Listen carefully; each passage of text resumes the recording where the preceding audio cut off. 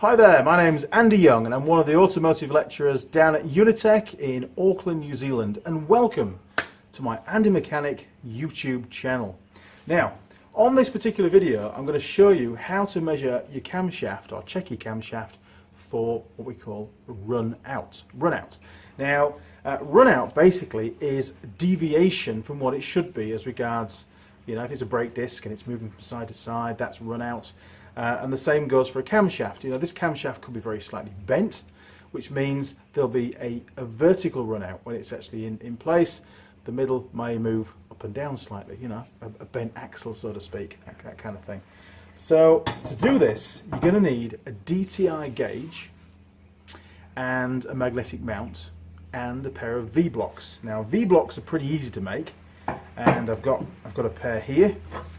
So V-blocks is just a piece of steel with a V cut out of it on a big heavy metal plate. Really useful and absolutely imperative for doing this kind of test. And well, you know what a DTI looks like, and you can buy DTIs pretty cheap off the internet nowadays. Pretty much made in China, most of them, and you can get them also with a magnetic base mount. So you'll need one of those. You can't do this test unless you've got some kind of big steel plate to mount everything to. You can't do this on a wooden bench. Things move around too much and you're not going to have an accurate reading. It's all about accuracy, is this kind of stuff. So that's what you need to do. I mean, you could probably do it in a lathe. I don't see why not. I mean, I could do this in a lathe. We could stick one end in the chuck, one end on the bearing centre at the end, and then mount the DTI off the tool post. That would give me a run out. But we'll do it on V-blocks, which is probably what you're going to be using. Okay, let's crack on. Okay, now when you're mounting your camshaft in your V-blocks, it's really important that you mount it on the outer two journals. These are the bearing journals. These are what support the camshaft and keep it in the right place in the head. And when they're on the V-blocks, you want to make sure that you're well away from the oil gallery holes as well, because if it drops into the oil gallery hole as you're rotating it, you're going to get a completely wrong reading. Now the DTI gauge, the actual little pointy finger off the DTI, needs to run on the center journal here, look. And it has to make contact in a very particular way, where the little finger needs to be perpendicular to the surface. Now, there are different kinds of DTI gauge out there, and this one is the style where basically when we push against there, what can I use that's not a big stumpy finger like mine? There we go. When you push against there, that's going to give us the reading. So it's not a push through DTI where you get the little bit sticking out the top. This one, it's a force in that direction that we're measuring. So the bearing surface needs to be, basically the bearing will be here, okay, to get that. So I'm going to set this up on the side of the journal so we can see the DTI. You'll see what I mean in a minute.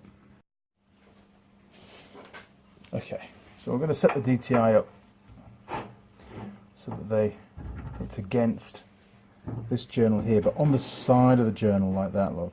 Okay, twist that around. Right, we'll lock down the magnet. That's not going to move anywhere now.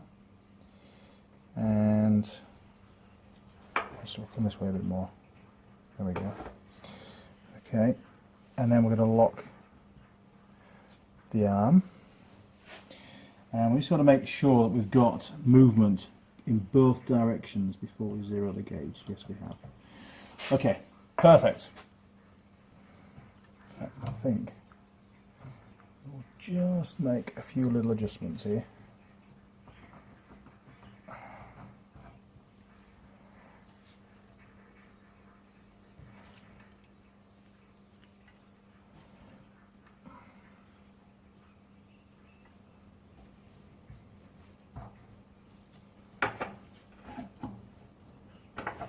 There we are. A bit happier now. I wanted the actual needle to be pretty much vertical on the journal. Otherwise we could get a bit of an accurate reading there. Okay, right. Okay, so now that we're all set up, we can zero the gauge.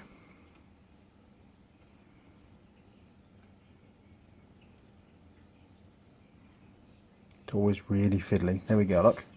Okay, now as I rotate the cam, this needle's probably going to go in both directions. That's fine, it's going to swing this way and it's going to swing that way. We just need to make a mental note of how far it goes in each direction, then add that total distance together. Okay, I'm very carefully rotating the cam now.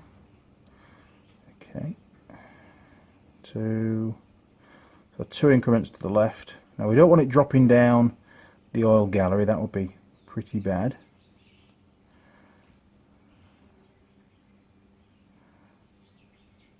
Okay.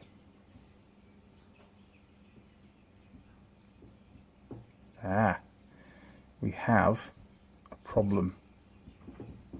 See that, look? That's one of the V blocks just rocking on the bench. And look at the difference it makes on the reading. Okay, I'm going to fix that and try again. Perfect. That's what manuals are for. I've just wedged some paper under there. So now we can reset the DTI. It's all about being super accurate with this kind of stuff, otherwise you're just going to get false readings all the time. Right, let's try again. So we're just going to rotate that round, and we're keeping to one side of the journal. Now you could obviously do both sides if you want, but I'm keeping away from that oil gallery. And you see we're getting very little run out now, a much more accurate reading. We've not even done one increment to the left yet, anti-clockwise.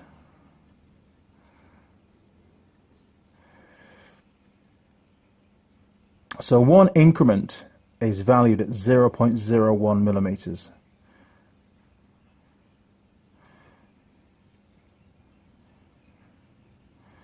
Okay, we're almost at 1 there, look. And then coming back, it does swing to just to that side. So I would say in total we are at 0.01 millimeters of run out. Okay, let's see what the spec is. Okay, well, finally a bit of good news. Looks like the camshaft's not in bad nick. The maximum permissible runout on this particular camshaft for this particular engine is 0.04 millimeters. And as you saw on the DTI, we got 0.01 millimeters, which is really, really good. So that's definitely a pass. You will need to check the specifications for your particular camshaft that suits your particular engine. Your specifications are unique to that particular engine. Don't use my specs as a guide to knowing if yours is a pass or a fail, because unless you're working on exactly the same engine as I am, they aren't going to tally. Okay, well, that's how you check run out on a camshaft. You'll need a DTI gauge, you're going to need a magnetic base clamp, you really need a big metal bench to do it. Certainly nothing that has any kind of spring to it. You saw earlier on how the smallest amount of movement on one of the V blocks threw the gauge way off, gave us a misread, so we had to rejig. If you have any questions or comments, then leave them down the bottom. I'll do my very best to get back to you as soon as I possibly can. If you'd like to subscribe to the channel, then please do, but don't forget to press or to click on the little gear icon next to the subscribe one and turn on notifications. And that way you'll get emails or whatever format notification you choose as and when new videos get uploaded. And there's maybe 5, sometimes even 10 every week, and they're all along the same kind of theme of fixing engines and cars and motorbikes and stuff in a workshop, ATVs, that kind of thing. So some of it's pretty useful stuff. Depends on the kind of vehicles you've got, I suppose. Okay, well, thanks for watching. My name's Andy Young, and you've been watching the Andy Mechanic YouTube channel. Cheers, over and out.